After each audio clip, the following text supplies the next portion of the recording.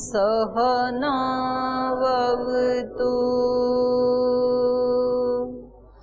सहनौ भुनक्तु सह वीर्यं करवावहै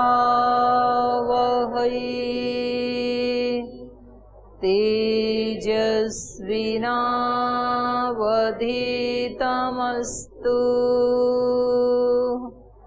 मा विद्विषावहै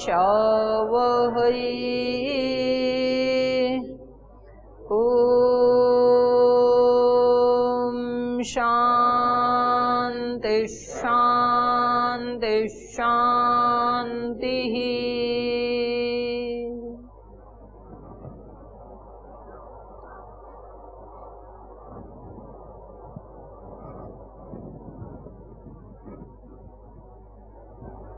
सृष्टि की रचना के विषय में ऋषि चर्चा कर रहे थे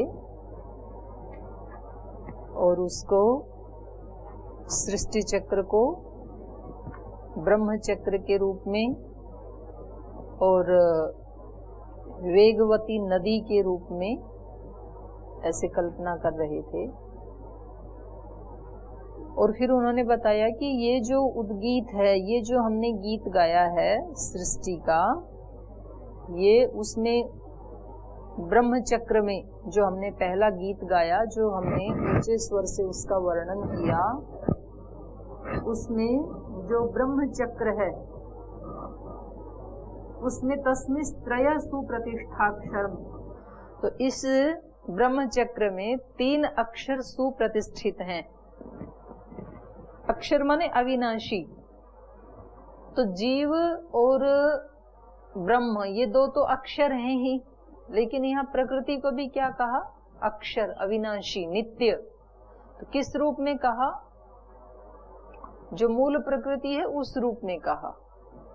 तो इन्होंने कहा तस्मिस् त्रयः अक्षरम सुप्रतिष्ठः अत्र अनंतरम ब्रह्मविदो विदित्वा, और इनके तीनों के अंतर को जो ब्रह्मवेत्ता लोग हैं उस अंतर को जान करके ब्रह्मणि लीना तत्परा योनि मुक्ता, तो वो ब्रह्म में लीन होकर के वो क्या हो जाते हैं? जन्म मरण से मुक्त हो जाते हैं। तो अब बीच में प्रश्न ये आया कि आप तीनों को अक्षर क्यों कह रहे हैं? प्रकृति तो विनाशी है, परिवर्तनशील है, उसको भी अक्षर क्यों कह रहे हैं? तो इसलिए अगले मंत्र में इनको स्पष्ट करना पड़ा। ऋषि ने स्पष्ट किया उसको, संयुक्तम एतत् क्षरम अक्षरम च। ये जो प्रकृति है ना, इसके 2 रूप हैं, क्षर भी है अक्षर भी है। तो मूल प्रकृति से आगे जो 33 इसके विकार हैं वो तो क्षर रूप वाले हैं, विनाशी रूप वाले हैं, और मूल प्रकृति अक्षर रूपा है। 23 जो विकार हैं वो व्यक्त रूप वाले हैं, अभिव्यक्ति होती है उनकी, और जो मूल प्रकृति है वो अव्यक्त है। और भरते विश्वमीशः, और इन दोनों ही प्रकार की जो प्रकृति है या सृष्टि है उसका भरण पोषण करने वाला कौन है? ईश्वर है। और आत्मा क्या है? अनीशश्च आत्मा, आत्मा तो उनमें समर्थ नहीं है इनका भरण पोषण करने में, सारी सृष्टि का, वो तो अनीश है, असमर्थ है। भोक्तृभावात् बध्यते, और उस आत्मा का स्वभाव ये है कि जब वो भोक्ता के भाव से युक्त होता है, भोगने के भाव से युक्त होता है, तो फिर बंध जाता है।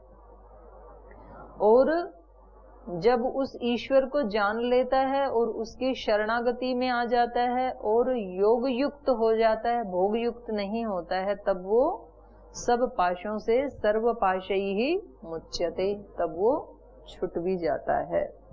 तो ये हम चर्चा कर रहे थे। अब अगले मंत्र में भी प्रकृति के बारे में ही बताया है। जज्ञौ द्वावजा विशानिशावजा हेका भोक्तृभोग्यार्थयुक्ता अनन्तश्चात्मा विश्वरूपो ह्यकर्तात्रयं यदा विन्दते ब्रह्ममेतत् क्षरमप्यक्षरमव्यक्तम् प्रधानम् अमृताक्षरं हरः क्षरात्माना विशते देव एकः तस्याभिध्यानाद्योजनात्वभावाद् भूयश्चान्ते विश्वमाया निवृत्तिः ज्ञात्वा देवं सर्वपाशापहानिः क्षीणैकलेशैर्जन्म मृत्युप्रहाणिः तस्याभिध्यानात् तृतीयं देहभेदे विश्वैश्वर्यं केवलः आप्तकामा एतज्जेयं नित्यमेवात्मसंस्थं परं वेदितव्यं हि किञ्चित् भोक्ता भोग्यं प्रेरितारं च मत्वा सर्वं प्रोक्तं त्रिविधं ब्रह्ममेतत्। जाज्यौ ज्ञ प्लस अज्ञ इति ज्ञ अज्ञौ जाज्यौ। एक ज्ञ मतलब जानने वाला और अज्ञ मतलब न जानने वाला या अल्प जानने वाला, ये दो हैं। जाज्यौ द्वौ अजौ, दो अज हैं। अज मतलब अजन्मा, जिनका कभी जन्म नहीं होता है। तो दो अज हैं, उनमें एक अज है ज्ञ है जानने वाला और दूसरा अज है न जानने वाला। पहला जो अज है, अज माने अजन्मा, पहला जो अजन्मा है, जो स्वयंभू है, जो जानने वाला है, वो कौन है? ब्रह्म। ब्रह्म अजन्मा है लेकिन सब कुछ जानने वाला है, ज्ञानी है, ज्ञ है। और दूसरा जो जीवात्मा है वो भी अज है, अज माने अजन्मा, उसका कभी जन्म नहीं होता है, लेकिन वो कैसा है? अज्ञ। अजय और अज्ञ दो शब्द हैं, अलग अलग समझ रहे हैं ना। अजय मतलब अजन्मा, अज्ञ मतलब अल्प ज्ञान वाला, न जानने वाला, अज्ञानी कहेंगे उसको। अज्ञानी मतलब उस रूप में नहीं कि कुछ भी नहीं जानता, ऐसा नहीं है, लेकिन ईश्वर की तरह सब कुछ नहीं जानता है, सर्वज्ञ नहीं है, अल्पज्ञ है। तो ये दो तो अज हैं, ज्ञ अज्ञौ द्वौ अजौ। ईशान अन ईशानौ, एक तो ईश है और एक तो अनीश है। ईश अनीशौ, ईश कौन है? सामर्थ्य वाला कौन है? ब्रह्म ईश्वर। और अनीश कौन है? असामर्थ्य वाला कौन है? जीवात्मा। दो अज हैं, उसमें से एक ज्ञानी है, एक अज्ञानी है, एक ज्ञ है, एक अज्ञ है। उनमें से एक ईश है, एक अनीश है। ईश अनीशौ, अजा ही एका, दो तो अज हैं और एक है अजा। अज मतलब पुल्लिंग शब्द है, अजा मतलब स्त्रीलिंग शब्द है ये अजा। तो एक अजन्मी है उनके साथ, वो कौन है? प्रकृति। प्रकृति भी क्या है? शाश्वत है। तो ये तीन जो तत्व हैं, इससे ये पता लगता है कि जो उपनिषद के ऋषि हैं वो भी त्रैतवाद को ही स्वीकार करते हैं, आत्मा, प्रकृति, परमात्मा, ब्रह्म। तो ये कह रहे हैं इनमें से, तीनों में से दो तो आत्मा और परमात्मा, ये तो अज हैं, एक सामर्थ्य वाला है, एक अल्प सामर्थ्य वाला है, एक ज्ञान वाला है, एक अल्प ज्ञान वाला है। अजा ही एका, और तीसरी एक अजा है। भोक्तृ भोग्यार्थ युक्ता, और वो किस लिए उसका प्रयोजन है? एक का प्रयोजन किस लिए है कि वो सब कुछ को जानने वाला है, सबका भरण पोषण करने वाला है, सारी सृष्टि का निर्माण करने वाला है, उसका तो ये प्रयोजन है। और दूसरे आत्मा का क्या प्रयोजन है? वो भोक्ता है। और तीसरी का क्या प्रयोजन है? भोक्तृ भोग्यार्थ युक्ता, उस भोक्ता के भोग के लिए वो संलग्न है, वो प्रस्तुत है, तत्पर है। जिसका इसको भोग करना है तो कुछ भोग्य भी तो होना चाहिए। तो प्रकृति इस भोक्ता के भोग उपलब्ध करवाने के लिए उपस्थित है। तो ये प्रयोजन हो गया।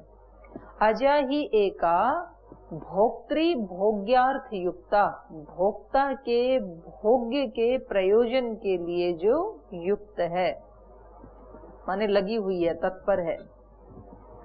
अनंतश्चात्मा विश्वरूपो ही अकर्ता, और ये जो परमात्मा है ये कैसा है? अनंतः, उसका कहीं कोई आदि भी नहीं है, कोई अंत भी नहीं है, कोई मध्य भी नहीं है। वो कैसा है? अनंत। अनंत च आत्मा विश्वरूपः, और ये वो कैसा है? विश्वरूप। ये सारे जो रूप दिखाई दे रहे हैं ये किसके रूप हैं? ब्रह्म के ही रूप हैं। तो इन सब रूपों में रूपम रूपम प्रतिरूपो बभूव, उसी को विश्व रूप कहा है यहाँ पर। अनंतश्चात्मा विश्व रूपो ही अकर्ता, यद्यपि वो सब कुछ निर्माण सृष्टि का सृजन वही करता है, लेकिन सब कुछ करके भी वो कैसा बना हुआ है? अकर्ता, लिप्त नहीं होता है वो। अनंतश्चात्मा विश्व रूपो ही अकर्ता त्रयम यदा विन्दते ब्रह्मम एतत्।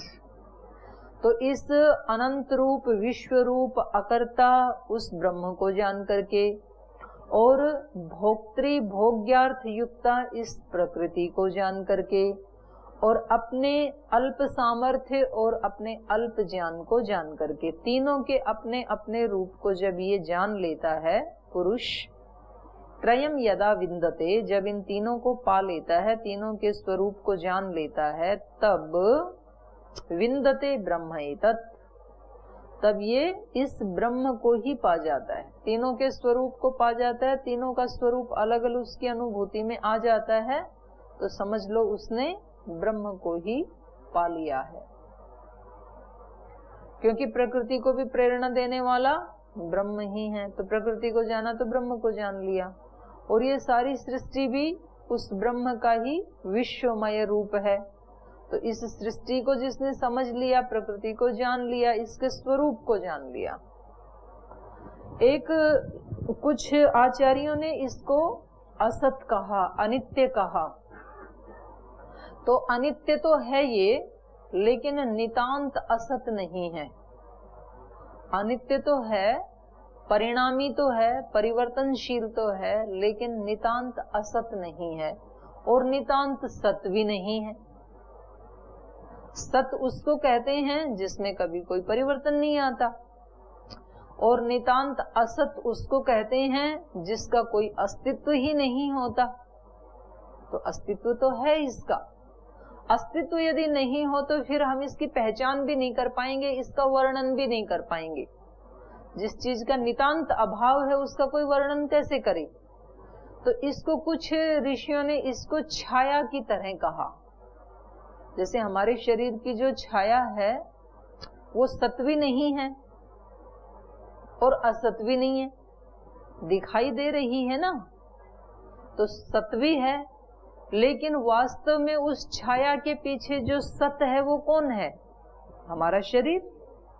काया की ही छाया होती है ना, काया नहीं तो छाया भी नहीं।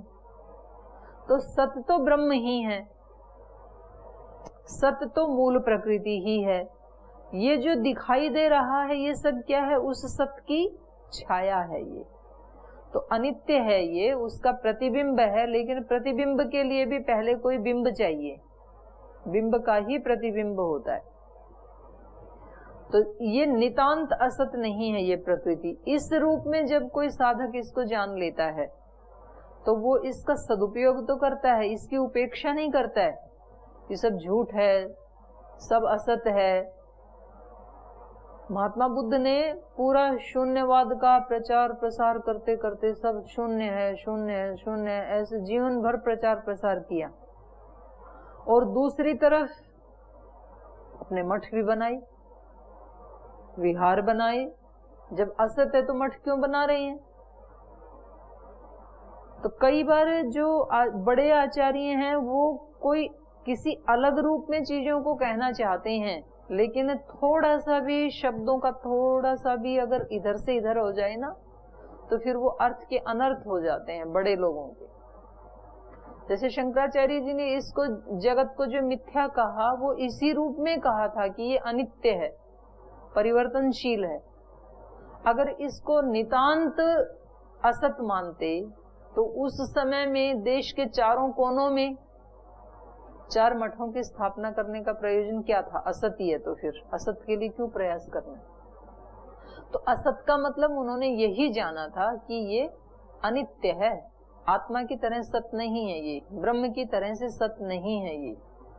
लेकिन कई बार वो उसका ना हम जो फॉलोवर्स होते हैं वो अपने ढंग से उसका अर्थ लगा लेते हैं, ऐसे भी हो जाता है। कल मैं सूत्र सुन रही थी जो अपने शास्त्र स्मरण कर रहे हैं भाई, तो मैंने एक सूत्र बोला दुखानुशयी द्वेषः, तो बोले ये सूत्र कहाँ से आ गया? मैंने कहा ये आया तो योग दर्शन से ही है। फिर बोले हाँ कुछ स्पेलिंग मिस्टेक है इसमें। मैंने कहा स्पेलिंग क्या मिस्टेक है? ये तो दुखानुशयी द्वेष है, ऐसा ही सूत्र है। बोले नहीं वो मेरे थोड़े सुनने में मिस्टेक हो गई थी। तो कभी बोलने वाला ठीक ही बोल रहा है, कभी सुनने वाले को मिस्टेक हो जाता है, फिर वो अपने ढंग से चीजों को बना लेता है।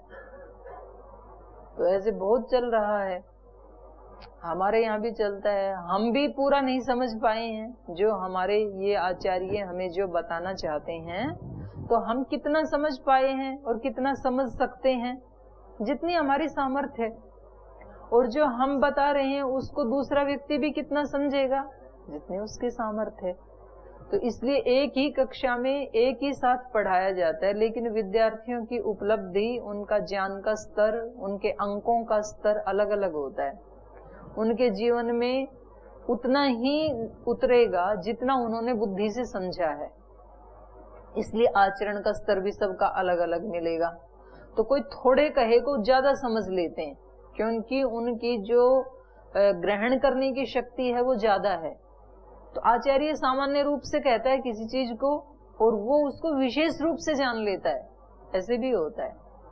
इसलिए कभी शिष्य गुरु से आगे निकल जाते हैं और कभी आचार्य कह रहा है वो उसकी ग्रहण शक्ति कम है तो वो उसको बहुत अल्प रूप में ले पाता है, स्थूल रूप में लेता है उसको।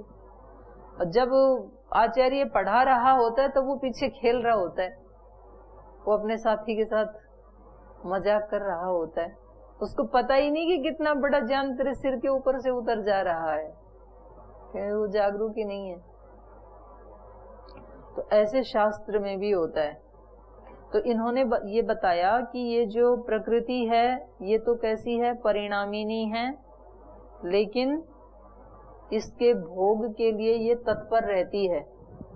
अब देखो ये सारा विश्व जो है ना, ये हमारी सेवा के लिए तत्पर है।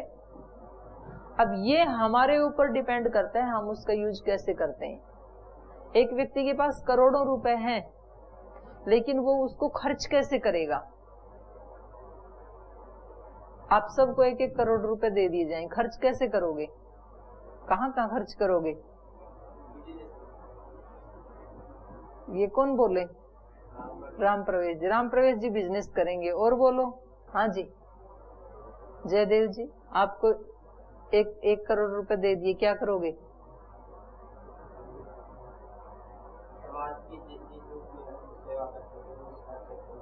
समाज की सेवा में लगाएंगे। सूर्यदेव जी क्या करोगे?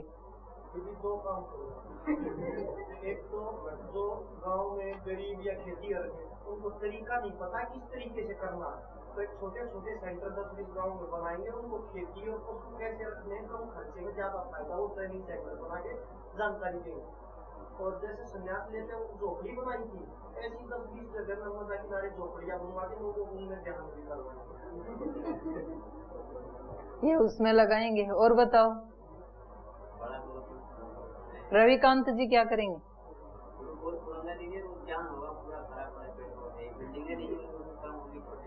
क्या करेंगे? उद्यान युक्त। केवल बिल्डिंग पे जोर है तो ये उद्यान लगाएंगे। अच्छा आइडिया, वेरी गुड। हाँ जी बहनों बताओ, साध्वी बहनें क्या करोगी? गार्गी जी क्या करोगे? गुरुकुल,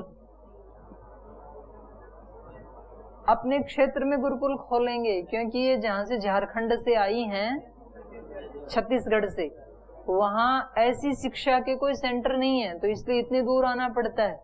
कभी घर वाले भेजते भी नहीं है, और तो जो जिनको नहीं भेजते वो वंचित रह जाते हैं।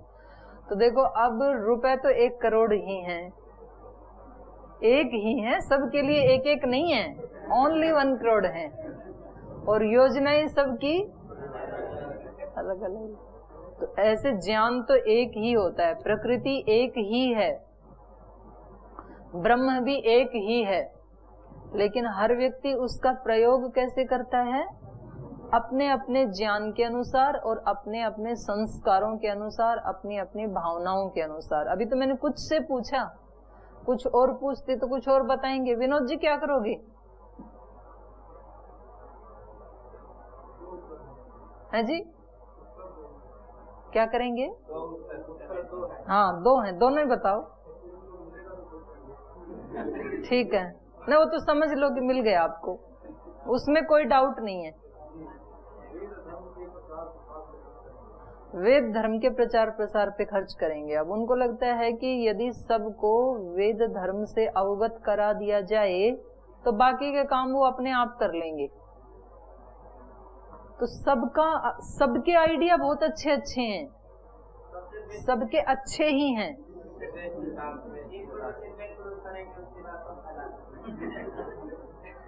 तो हर व्यक्ति को यही लगता है, ये केवल राम प्रवेश जी की बात नहीं, उसने तो बोल दिया। अब आपका उत्तर देने के लिए यहाँ 50 उत्तर हैं। ये बोलेंगे कि आपने 1.5 या 2 करोड़ भी कर लिया तो उससे क्या, अगर ज्ञान नहीं है तो लोग ऐसे ही बर्बाद कर देंगे। तो ऐसे खैरात की तरह बांटना या उसको बिजनेस में लगा करके रुपए से रुपए ही कमाना, तो कुछ नया सृजन करो, ऐसे आपको अनेक उत्तर मिल जाएंगे। हर व्यक्ति को ये लगता है कि मेरा आइडिया सबसे बेस्ट है। ऐसा अगर कर ले सारा संसार तो एक दिन में उद्धार हो जाएगा। योग करने वाले कहते हैं कि अगर सारा संसार योग करने लग जाए तो सारी समस्या खत्म। ध्यान करवाने वाले कहते हैं अगर सारा संसार ध्यान करने लग जाए तो सारी झगड़ा, सारी अशांति खत्म। बिजनेस वाले कहते हैं अगर सारा संसार धन कमाने लग जाए, सारी समस्या तो गरीबी की है, तो पास में पैसा हो तो सारी समस्याएं खत्म। जो वैदिक ज्ञान से युक्त है वो कहता है व्यक्ति के पास यदि ज्ञान है तो वो कम में भी बहुत अच्छे से जीवन जी सकता है। तो सारी समस्या तो ज्ञान की है, इसलिए सबको ज्ञान युक्त कर दिया जाए, और उसमें भी वैदिक ज्ञान से युक्त कर दिया जाए। सबके आइडियाज, सबको लगता है कि ये सबसे बेस्ट है, और उसी में सब लगे हुए हैं। सब संस्थाएं, आध्यात्मिक, राजनैतिक, सामाजिक जो संगठन है, संस्थान है, एनजीओज हैं। एक व्यक्ति कहता है कि सब पैसे गौ की रक्षा में लगने चाहिए, गौ माता बचेगी तो सारी सृष्टि बचेगी।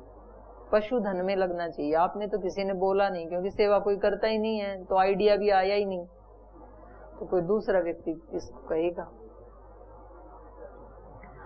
तो ऐसे ही जो हम पढ़ रहे हैं उपनिषद में, ये बता रहे हैं अनंतश्च आत्मा विश्व रूपो ह्यकर्ता त्रयम् यदा विन्दते ब्रह्ममेतत्। और ये सच है, एक एक मार्ग से भी इतने लोग जो कार्य कर रहे हैं ना अपने अपने फील्ड में, उसी से ये सृष्टि बची हुई है।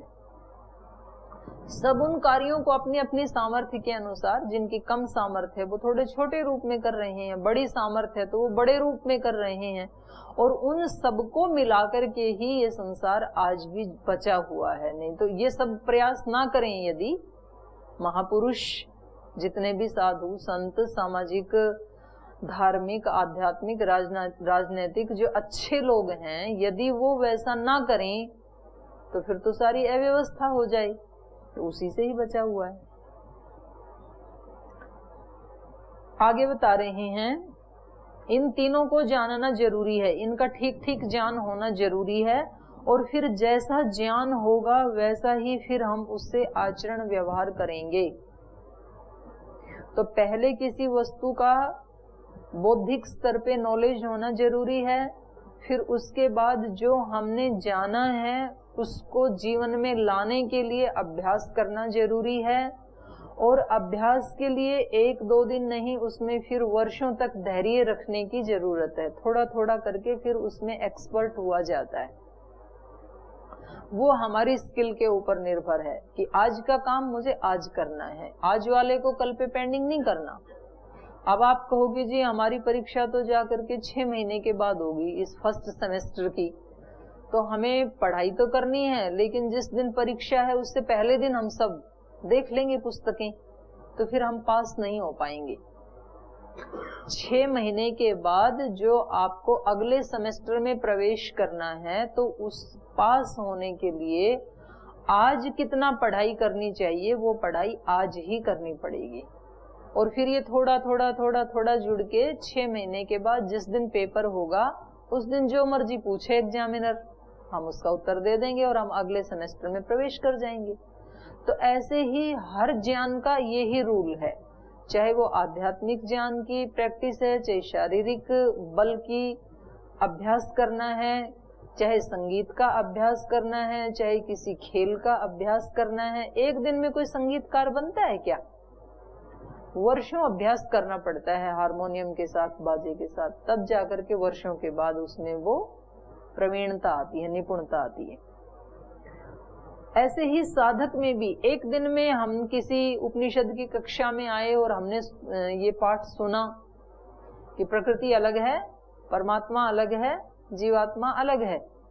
परमात्मा अनंत है, सामर्थ्य वाला है, ईश है। आत्मा अज्ञ है, असमर्थ है, अनीश है। प्रकृति इस आत्मा के भोग के लिए उपस्थित रहती है। और बोल जी हो गया ज्ञान तीनों का। ये तो पहला पॉइंट है, यहाँ ज्ञान हुआ नहीं, यहाँ से ज्ञान की शुरुआत हो सकती है।